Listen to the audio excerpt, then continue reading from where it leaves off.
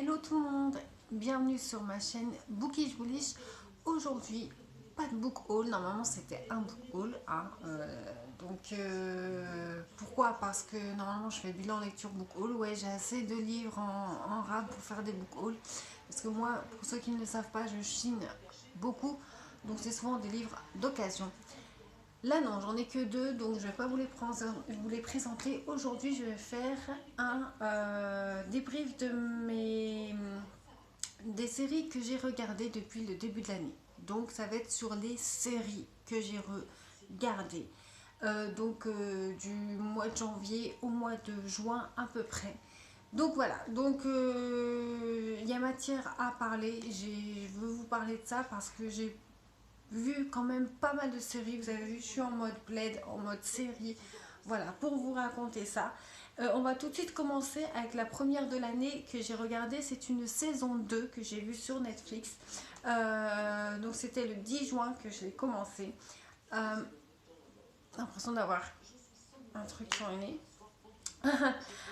Donc c'est The End of the Fucking World. Donc si vous n'avez pas vu la saison 1, regardez-le. C'est une série britannique, comico-sanglant. C'est de l'humour noir, voyez-vous. C'est des épisodes, franchement, de 20 minutes. Je pourrais comparer ça à une BD tellement le rythme est haché et vraiment tout va très rapidement, ne s'ennuie pas du tout. Et c'est une série de 2017 pour la saison 1 et la saison 2 2019. Donc je vais dire le synopsis de la saison 1, pas de la saison 2 bien entendu. Donc la saison 1, on a avec James un ado de 17 ans qui vit seul avec son père veuf. Et James se proclame quand même psychopathe. Voilà, il se dit psychopathe, il découpe des animaux morts, etc. Et il s'ennuie à mourir. Et pour aller plus loin dans cette folie, on va dire, il dit je vais essayer de tuer des humains. Je m'ennuierai peut-être moins. Donc il fait la connaissance de Alissa, qui est dans son lycée, je crois. Il a choisi pour faire cette nouvelle lubie de tuer les humains. Et elle est une fille assez paumée, voilà, complètement à la ramasse. Bon, bien sûr, il lui dit pas ses intentions, hein, vous imaginez bien, mais tous les deux décident de s'enfuir. Voilà, elle veut faire une fugue et lui, il part avec elle. Il se dit, ça sera la bonne occasion de pouvoir la tuer. Mais voilà, au fil du temps, leur relation va évoluer. Et donc, ils vont partir comme ça à l'aventure. Et franchement, j'ai adoré. C'est so british, quoi. C'est déjanté, c'est palpitant, mais on passe du mélancolique à l'absurde, au sanglant. D'un coup, on est bien dans notre canapé, et d'un coup, il y a une scène de tuerie, c'est le cas de le dire, avec du sang partout. Les persos sont décalés, complètement à côté de leur pompe. Enfin, le héros principal, quand même, James, je vous rappelle que c'est le psychopathe de la série. Et on se prend d'affection pour lui parce qu'il leur arrive des choses, des choses invraisemblables. Mais voilà, puis ils ont une vie pas facile à côté que ça, donc on reste très dans la réalité. C'est pour ça que je dis que c'est so british, parce que les persos, on peut s'identifier vraiment, même si ce sont des ados en matière de réalisme. Mais voilà, c'est sanglant et c'est déjanté par le décalage entre leur vie complètement bourrée d'ennuis et les aventures qu'ils vont vivre. Et donc voilà, moi j'ai adoré cette petite série. J'ai pas mis le nombre d'épisodes, mais il doit pas en avoir beaucoup, hein. Donc 5 sur 5 pour cette série. Donc moi là, donc pour le coup, au mois de janvier, j'avais regardé la saison 2, et la saison 2, c'est pareil. On reprend les mêmes persos, c'est la suite de leurs aventures, c'est une suite directe, et j'ai adoré. Donc The End of the Fucking World. Si vous ne l'avez pas vu, allez sur Netflix, je pense encore. Regardez-la. Ensuite, tout le monde connaît You. Vous connaissez You. Bah là, c'est pareil, je vais vous parler de la saison 2. Pour ceux qui ne connaissent pas You, pour la saison 1, c'est elle est récente, hein, c'est de 2018, c'est un thriller et moi je rajoute à l'eau de rose, ça me fait marrer parce qu'en fait on va suivre Joe dans la première saison qui va, un psychopathe, carrément un psychopathe, hein, et voilà, un tueur, un stalker, il va stalker Beck. Beck, cette fille citadine, vraiment ancrée, connectée, c'est qu'à le dire, dans son époque, en phase, elle a des amis, elle a une vie sociale, elle sort, c'est vraiment la trentenaire, voilà. Et Joe s'entiche d'elle, et voilà. Alors pourquoi je dis à l'eau de rose? Parce qu'il va se mêler un peu sentiment, on est entre le sentiment, en fait Joe c'est un psychopathe qui tombe amoureux. Donc tous les mots comptent psychopathe qui tombe amoureux, voilà, ça peut faire des choses un peu bizarres et c'est ce qui se passe dans You. Ça c'était la saison 1 que j'avais adoré. La saison 2 j'ai un peu moins adoré. Les deux saisons sont tirées de romans, hein, que je n'ai pas lus. La saison 2, Joe va essayer de se repentir pour lui-même. Je ne le dis pas, hein, sur ce qu'il a fait à Beck dans la première saison, et il va rencontrer Love, un personnage féminin, et donc il va essayer d'avoir de bonnes attentions, mais chasse naturelle, il revient en galop, et puis voilà, et c'est reparti. Mais Love n'est pas comme Beck. Love peut cacher un caractère bien mystérieux dont Joe peut se méfier. Donc cette deuxième saison est beaucoup plus complexe que la première, et il y a beaucoup plus de rebondissements. J'ai trouvé un peu long, des fois un peu tiré par les cheveux. Ah non, attends, il te rajoute des trucs, des rebondissements. C'est un thriller à la base, hein, je répète. Voilà, mais c'est bien.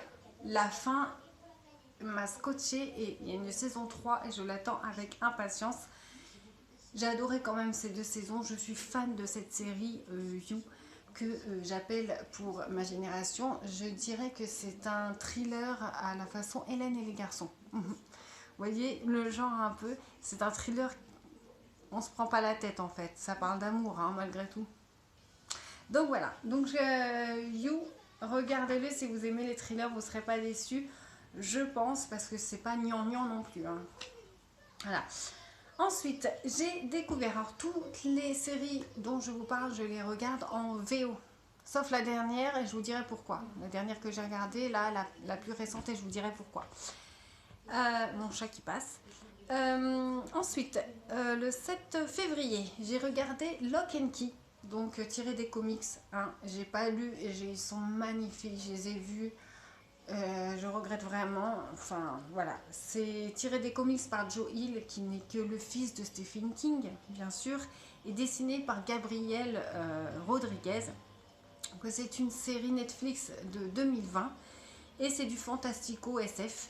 Donc on est avec Jackson Robert Scott, le petit Georgie qui a joué dans Hit version 2017, n'est-ce pas?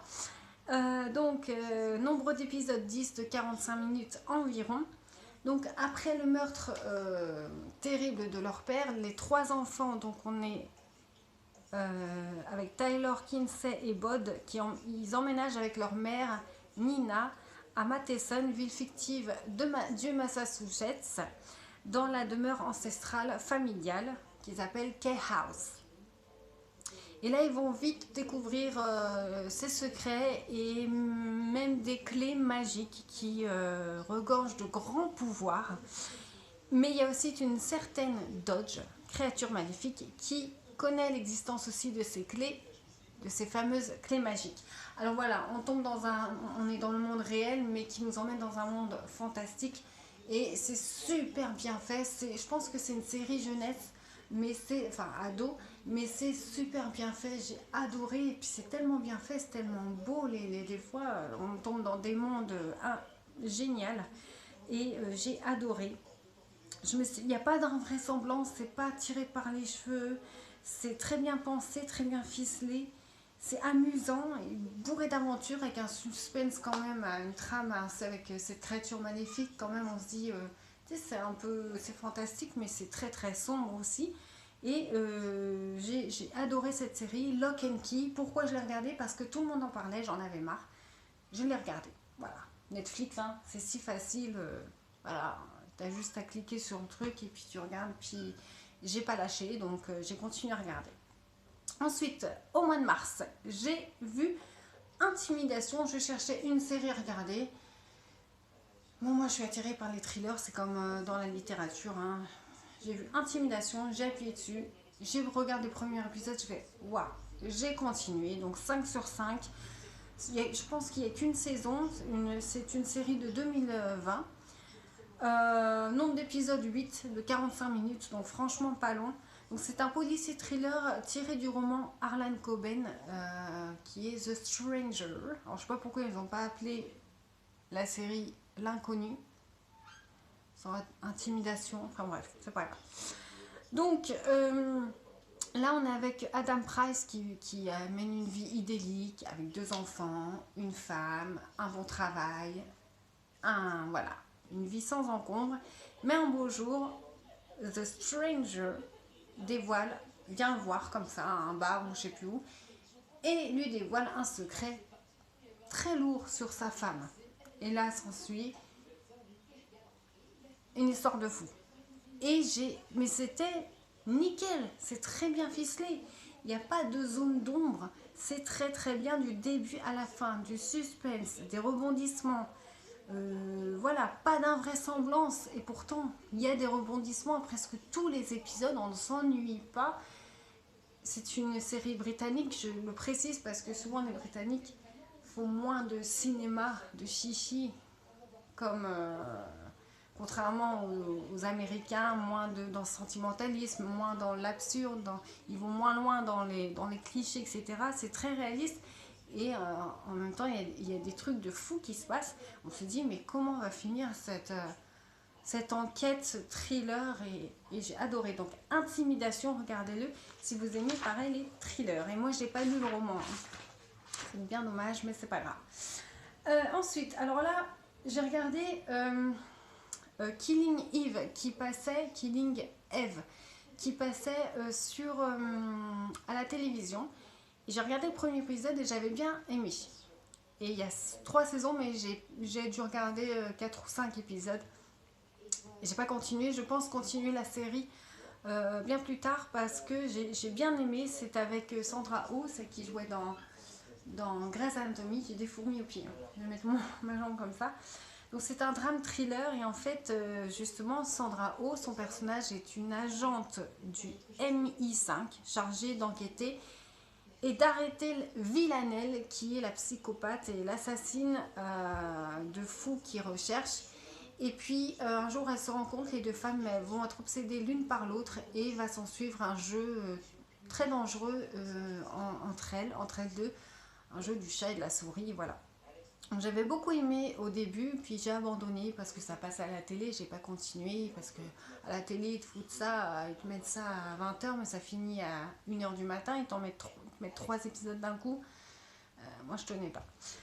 Mais voilà, Killing Eve, c'est une série américaine, regardez-le, je pense que ça c'est très bien. Si vous l'avez vu, dites-le moi, je serais contente de savoir vos avis sans me spoiler, bien entendu.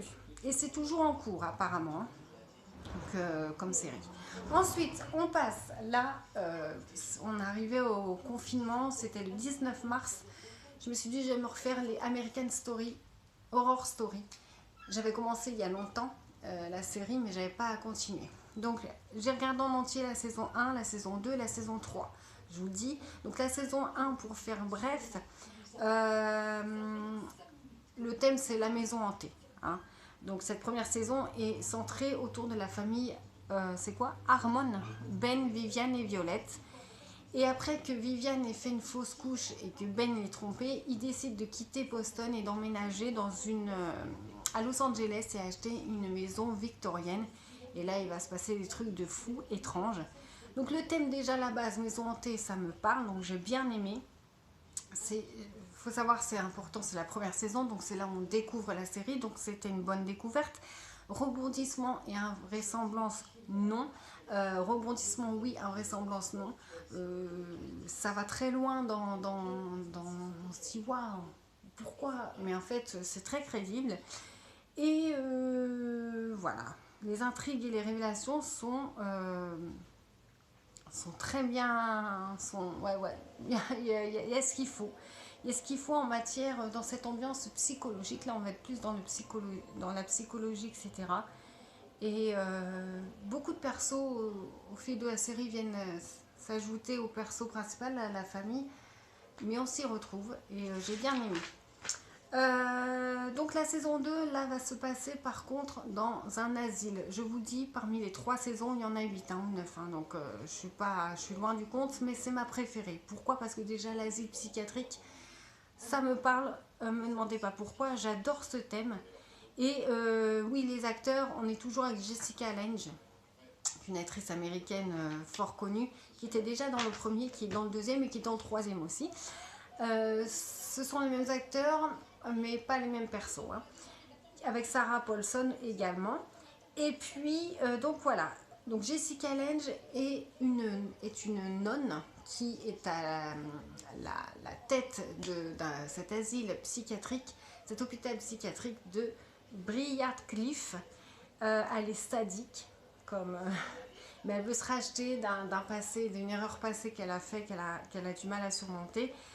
Et à ses côtés, il y a la jeune et naïve sœur Eunice Mackie et le vieux pervers docteur Arthur Arden.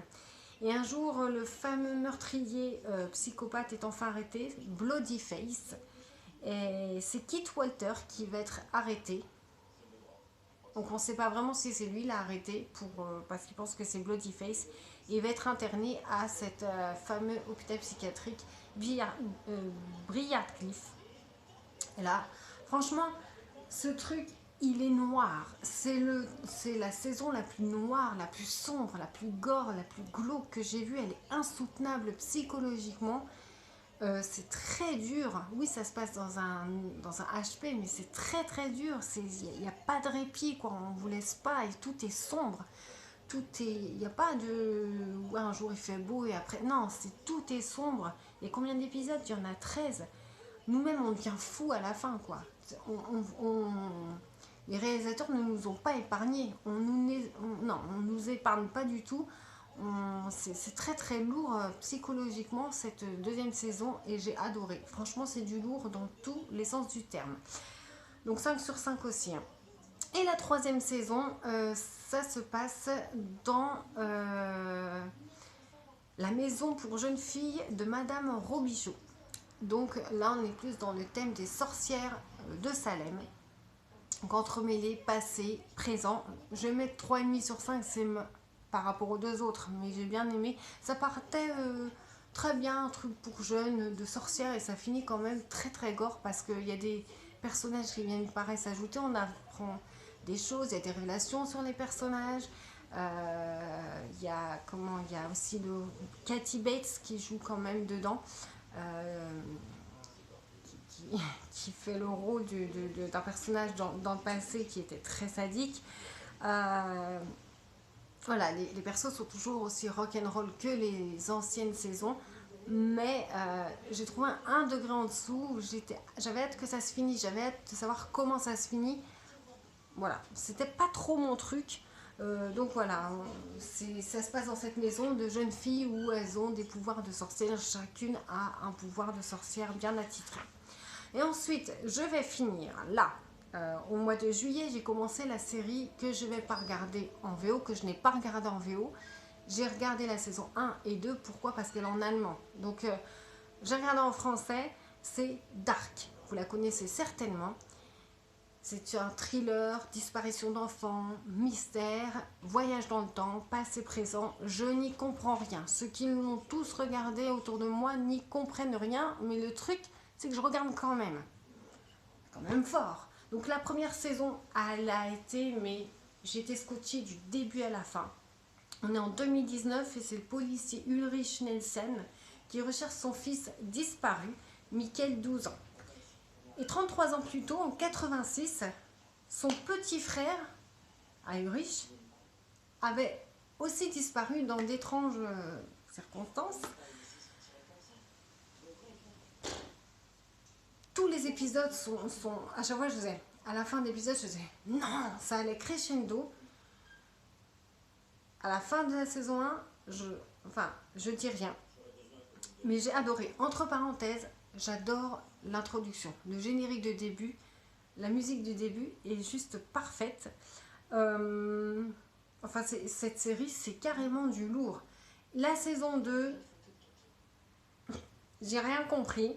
J'ai fini hier, je vais commencer la saison 3, mais comme je vous dis, j'ai envie de savoir parce que c'est tellement bien fait, c'est tellement bien fin. C'est un truc, mais la saison 1, franchement, c'est du lourd. Vous vous dites, waouh, j'ai jamais vu ça, en fait. Donc, si vous aimez les trucs qui vous retournent le cerveau, regardez Dark. C'est un conseil, regardez cette série. Voilà, je vais m'arrêter là, on a 20 minutes. Voilà pour mes séries, de très bonnes séries pour cette moitié d'année. Moi j'ai aimé, dites-moi la série qui vous a le plus stupéfaite. Moi j'ai adoré Dark, c'est celle qui m'a époustouflée, qui m'a mis sur le huc. Les autres c'était d'enfer aussi. Voilà. Je vous revois au mois de décembre pour un topo de cette deuxième moitié d'année. Pour les séries, déjà je vais vous parler de la saison Dark de 3, voir si j'ai compris, sans spoiler bien sûr, hein, ça va de soi. Et puis voilà, moi je vous retrouve la semaine prochaine pour un bilan lecture, le bilan lecture du mois d'août. Et en attendant, bonne série à tous et bonne lecture tout de même. Je vous dis à bientôt.